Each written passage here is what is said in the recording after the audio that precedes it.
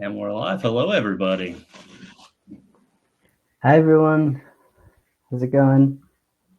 Welcome. Looks like we still have a few people joining. Out of curiosity, has anybody introduced our hosted saved rows feature yet?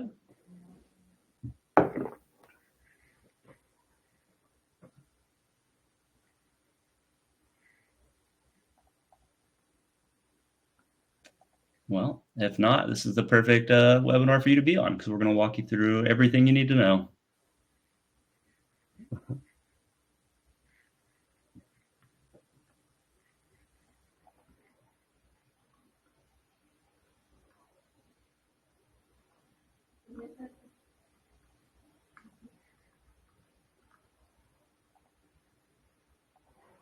Just so you all know, the chat is at the bottom right-hand side of the screen. If you have any questions as we go through this webinar, please feel free to drop them in the chat. And we'll also be sharing some resources with you throughout this office hours in there as well.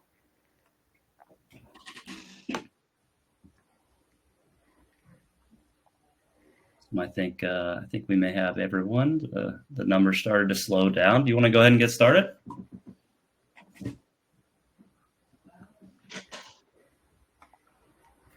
Yeah.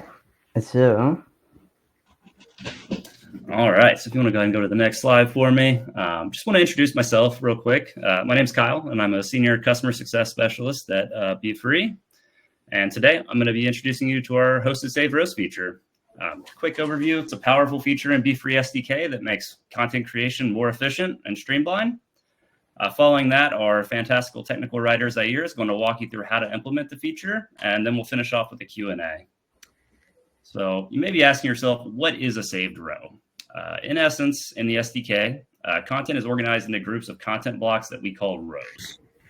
And a saved row allows your end users to save and reuse these content structures or rows across multiple projects, eliminating the need to recreate them from scratch each time. So think about common elements like headers, footers, or product display layouts. By saving these rows, your users can easily insert them into new designs, ensuring consistency while saving valuable time. So why should you enable saved rows in your application? Go to the next slide. So first, it significantly reduces content creation time. Your users can save hours each week by reusing pre-designed rows instead of building them from the ground up every single time. Second, it minimizes errors. So instead of manually recreating layouts, your users can rely on these saved content rows to ensure consistency and accuracy across every design. And finally, it enhances user loyalty. By providing an intuitive time-saving feature like this, it makes your application even more valuable, helps increase engagement, and most importantly, helps you retain your customers. So there's a little background on what the feature is. I'm now going to pass it over to Zaire, who's going to walk you through the how and how you can get this feature set up in your application. Thank you. Awesome. Thanks so much for that introduction, Kyle. Hi, everyone. My name is Zaire. I'm the lead technical writer here at Beefree SDK. And for this portion of the presentation, we're going to be talking about not only how you can implement hosted saved rows within your applications, but also talking a little bit more about how you can customize the experience of hosted saved rows altogether for your applications and users. So to get started, we're going to do a few demonstrations. So I'll be navigating between a few different tabs here as you follow along. But the first thing we're going to do is identify where the toggle to activate hosted saved rows actually is within the builder. So to do this, I'm going to navigate into my own developer console account and navigate to the application that I want to toggle this feature on for. For this presentation, I decided to use this QA environment. So it's a development instance, and I just click on details there and head on over to application configuration. And when I click view, now I'm in the space where I can identify the toggle. And here in the saved rows section, you'll notice that there are two toggle options, and you'll want to toggle on hosted on the Beefree SDK infrastructure. I've already toggled it on because this is my demo environment, which we'll be jumping into next. But when you toggle this on, just keep in mind that you'll get a pop-up And that pop-up will mention that usage-based fees may apply for hosted saved rows depending on the quantity of rows that you're saving. So make sure you familiarize yourself either through reading the documentation or connecting with a CSM like Kyle to make sure that you're familiar with those fees. All right, now that this is toggled on, and again, once you toggle this on, just make sure you click save in the upper right-hand corner. We're gonna go ahead and take a quick look at how hosted saved rows functions on the front end. So I have a test environment here. I'm going to go ahead and reload it. If you want to follow along, I did include all of the code as code samples in this GitHub repository. So you can use this repository to follow along in today's presentation, or you can use it later on for your own reference. I'll go ahead and share that there. Hopefully everyone is able to access it. Let me know if you aren't for any reason. But basically, this is the code that we'll be using in today's demo. All right, perfect. So now I'm in my application. I'm in my code sandbox. When I click build an epic email now, I'm navigated over to the builder. And in the builder, you'll notice that when I click on a row, I now have the option to save it. So this is the out-of-the-box functionality that comes with hosted saved rows. And you'll notice that as an end user, I'm directed to add a row name and add a row category. So here, I'm going to add a row name. It'll be my first row, and the category, I'll go with the default category, which is my saved rows. When I click save there, I get a confirmation row that my row is saved. And as an end user, when I navigate over to the rows tab and that category, I see my first row here. I'll also have the option, and I'll make this a little bit bigger just for the time being. I also have the option to add a new category. So if I wanted to add something like coffee headers, and just save that new category, I absolutely can. And then I can also manage existing categories. So let's say maybe I don't actually need that new category, I can delete it. And we also have row level actions that end users can perform. So there's the edit info. So actually I lied, this isn't my first row. It looks like it's actually my third row. So I'm going to change the name to my third row, update this, and now you can see the new name of my third row. And I can also decide whether or not I want to delete it or keep it. So that's the front-end functionality in a nutshell. Now let's talk a little bit more about how we can customize this experience on the front end for application end users. I'm just going to keep moving along in the slide because it helps me keep the pace on the topics that we're discussing. So the next topic we're actually going to cover is once you toggle on the hosted saved rows functionality, it becomes available to your end users, but maybe there are certain end users that you don't want to have access to this feature because you want to use it as incentive for an upgrade or some other reason. If that's the case, you can use the save rows Boolean, which we talk about in the technical documentation, to restrict which users can and cannot access hosted saved rows altogether. In this example, you'll notice, and I'll make this a little bit bigger. Well, hopefully it's big enough on my screen. If not, just let me know in the chat and I'll make it bigger. So you'll notice here, saved rows, UID can be admin or UID can be designer. And you'll notice right here where we have the bconfig defined, before that we have this variable UID is admin. So right now what we're looking at in the builder is the admin experience. This person has access to the save toggle and all of the modals and functionality that comes with hosted saved rows. And if I were a designer, I would still have access to that save rows icon that I clicked on. But what if I changed the role from admin to copywriter? Because I actually don't want copywriters to have access to saving a role within the Beefree SDK. So I navigate over here, click on a row, and you'll notice that the icon, the save icon that we saw earlier, is no longer there. So it means that we were accurately able to restrict this feature for UID equal to copywriter.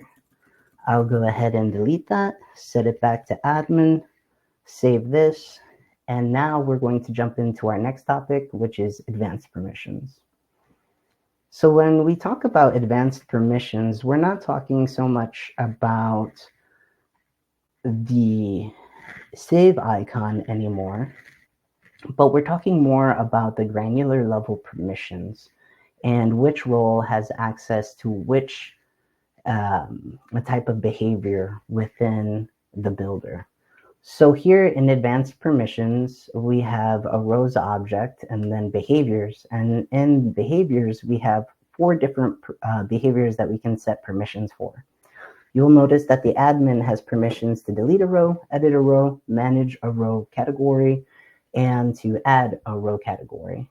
But in this case, the designer only has access to editing a hosted row. So let's set ourselves to the designer experience. If I edit admin and put in designer and save this, now when I navigate to the builder, I should only be able to edit. So the 3 vertical dots that we had earlier, they're no longer there. If I clicked on my saved rows and I click on these 3 vertical dots for this particular row, you'll notice that the only permission I have is to edit the row's information. So I can edit the name, edit the category, but I can't delete the row or anything else. So that shows a simple example of how you can leverage advanced permissions and these different behaviors that are set within here. On another level, let's talk a little bit about tabs. So within advanced permissions, you can also determine whether or not you want to show or lock the rows tab altogether. So maybe you want to show the rows tab, but you want to keep it locked because we're operating within that same scenario as before, where maybe you want to use the row tabs as an incentive for an upgrade in the future. Now your end users will see this experience where they're able to navigate with the content tab or interact with the content tab and the settings tab, but the rows tab, they can't click on it. So it creates an element of curiosity of like, what is beyond, what's going on with the rows tab? What kind of benefit can I get out of activating that tab in my experience? So that's locked, and show just determines whether or not we see that tab. So I'm going to go ahead and save this back. So now we can interact with the rows tab again. All right, so we talked a bit about that. Now let's talk about another customization we can use within the builder, which is default tabs order. So you'll notice that originally the order of the tabs within the builder were content, rows, and then settings.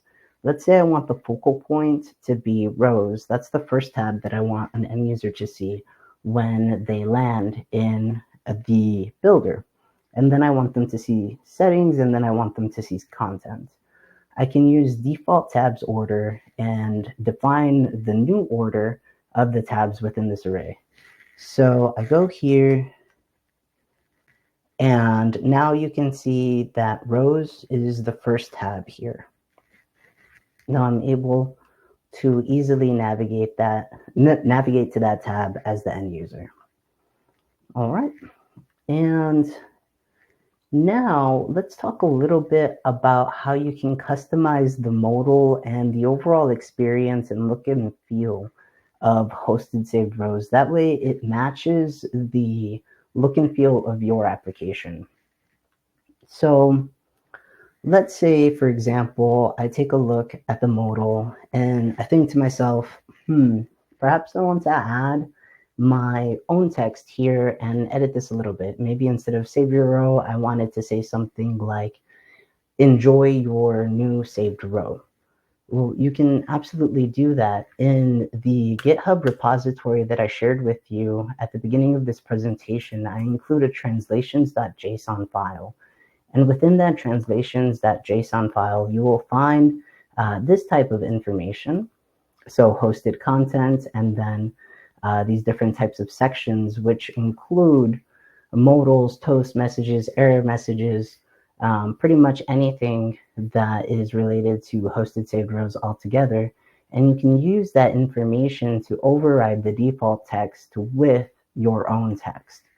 So in this simple example, I use translations within the P configuration.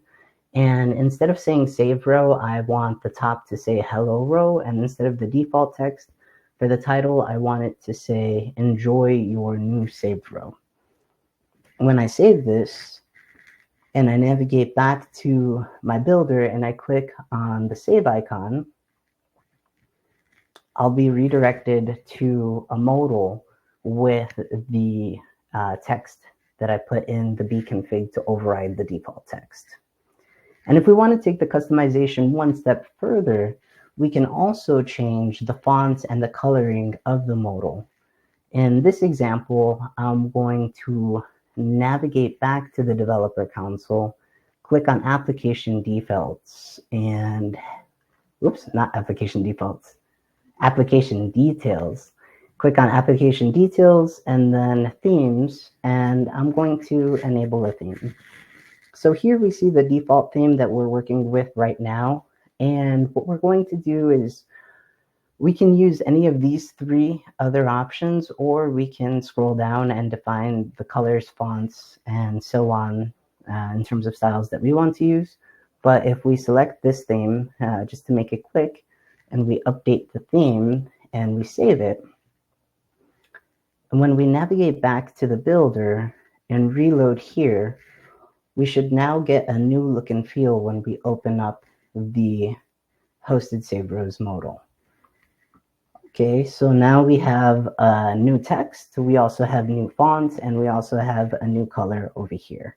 So we're really able to customize that experience of hosted saved rows, just like how we're able to customize other things within the Beefree SDK ecosystem. And the last thing I'll talk about is how you can actually, and let me just make sure that this is good to go over here. All right. So the last thing I'll talk about today is how you can actually use your hosted saved rows, and the hosted saved rows, just like any other row, can be transformed in terms of Beefree JSON into other formats. So it is also compatible with exporting plain text, exporting HTML, exporting to a PDF, and exporting to an image. So if we were to take one of our hosted saved rows here, add it, now we know our new row is here, save this design, we automatically get the entire template JSON in here, and we can click export plain text, and we should be able to see the plain text. I know this screen is a bit small, so you can also follow along in the GitHub repository. There's a larger environment that you can use, but for the purposes of this demo, I'll just show you. Here the plain text appeared. You can see the plain text for not only the hosted row, but the entire template. You can do the same thing by exporting HTML and click that button. Maybe your end users want to export the HTML. If I take the HTML actually, and I copy this all, I'm just going to end over here, copy, and click here and type paste. I can also do export PDF. So let's see what PDF looks like. You can see, yeah, my hosted saved row is included in there. And then the very last thing I'll do is click the export image option, And then I can see, yep, the hosted saved row transformed perfectly into an image, and it integrates seamlessly with the rest of my design. So that's hosted saved rows in a nutshell. We talked about how you can implement the feature, how you can go ahead and interact with all of the different types of customizations within Beefree SDK. If you're interested in the type of experience that I created here too with these 4 buttons, I can include a separate GitHub repository link in here where you can just copy and paste the code into Glitch and use that as a server for these 4 export options. Thank you so much. And Kyle, I think we're ready to open it up for questions if folks have any. Great. So I do see one question in the chat here about what happens to save rows if part of that category is deleted. I'm not sure I have the full context here, but to answer what I think the question is, essentially, if you delete a category, the rows inside that category will be deleted as well, and they won't be accessible anymore. But if the hosted rows are used inside a specific design, there will be no effect on that. So I would suggest if you're going to delete a row or delete a category, move that row to a separate category first so you don't lose that data. Yeah, if anybody else has questions, feel free to put them in the questions tab down on the bottom right.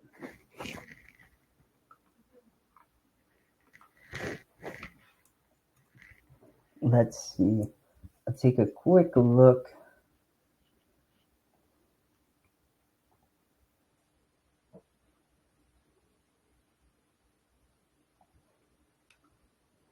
I see a question about forms. We would like to use form elements in the landing page feature as a standalone feature to build and deploy forms on your website. Is this possible? And then, so my understanding of rows is that they integrate as a additional content block that you can add to your landing page. So if you're building a landing page within the Beefree builder and you drag and drop the form content block onto the landing page stage, that form will be integrated in there. And when you export it, then you can go ahead and create your own landing page with the form in there. I mean, I think it would be up to you how you want to customize the landing page, but the form functions as a portion of that landing page. And I hope that answers your question. If it doesn't answer your question, please let me know and we can talk about it some more. I'll also leave my contact information. So if folks want to email me after this webinar, you can absolutely email me and we can follow up with more answers to your questions. Okay, I see one about AI here. We are evaluating the AI features in Beefree SDK, but are concerned about costs and data privacy. That's a really great question. And is it possible for users to integrate their own ChatGPT API key instead of using a shared AI service? Oh, I see. You already answered, Kyle. We also do have the Trust Center. And in the new Trust Center, we talk a little bit more about this, where you can reference more resources around the data security and privacy best practices that we use here at Beefree SDK. It's also linked at the very end of the docs page, but just for easy reference, I will share the link within the chat too. And Alex, just to touch on the cost piece as well, we do have some tools that you can use to mitigate costs in this matter. You can limit tokens by user, a lot of individual things that help manage those costs. So happy to talk after this call. Feel free to shoot me an email and we could talk more deeply about it.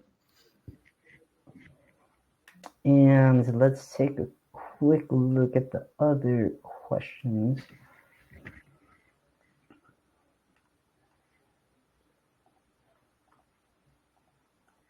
Oh, I think that covers all the questions.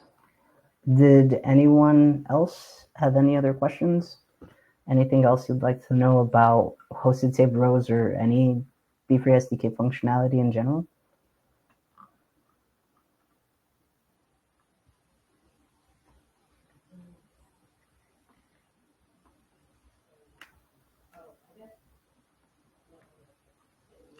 Thank you, Jeff, for being here. We appreciate it.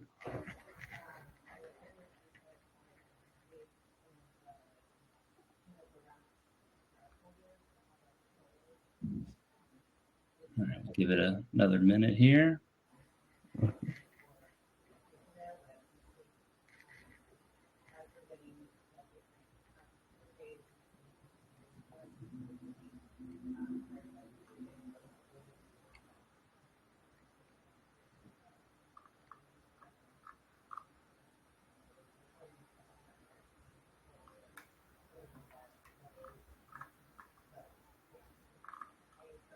Okay, we've got some more questions coming in. Oh, okay. So, I see a question here about, are there any recommended ways of providing default roles or templates in Beefree? So you can absolutely provide your end users with the default roles. They can either be default roles that we have available. There's actually a Boolean called default roles that you can set to true within the B configuration, and that'll activate our default rows. But if you're more interested in your own that you created and built, you can use the custom rows feature and provide your end users with access to the custom rows that you built whenever they load the Beefree SDK builder. I'll provide links to both of those, the Boolean and also custom rows, in the chat. That way you can read a little bit more about it and experiment with those two features. But that would be our custom rows and default rows offering.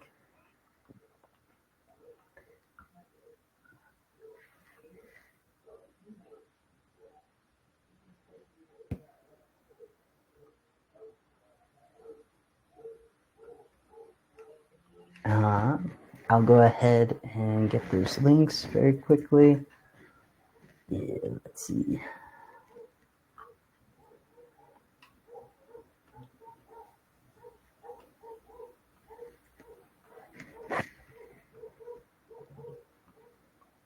And I'll add this in the chat.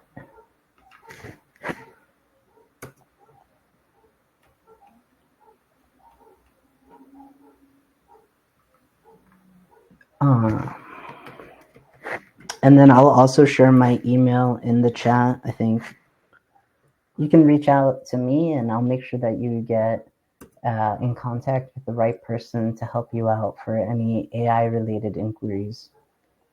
And let me see, was there another question in here? I may have missed it, but is there any way to limit the number of, say, rows that can be created? For example, ensure that someone doesn't create 1,000 rows. Yeah, so that's an excellent question. I know.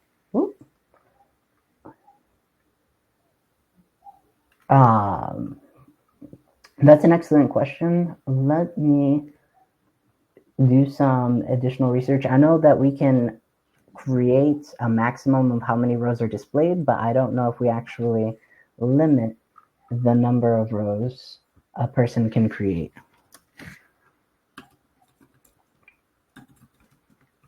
But I'd be happy to follow up with you on that after this presentation.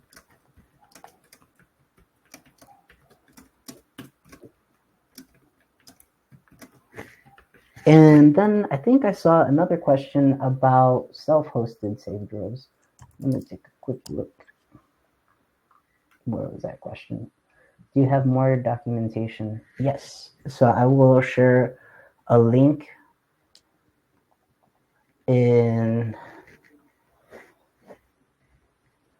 the chat here, so that way you can take a look at that. We also, in GitHub, we have some sample code that you can reference with a simple integration or implementation of self-hosted saved rows. So I'll include that here. Okay.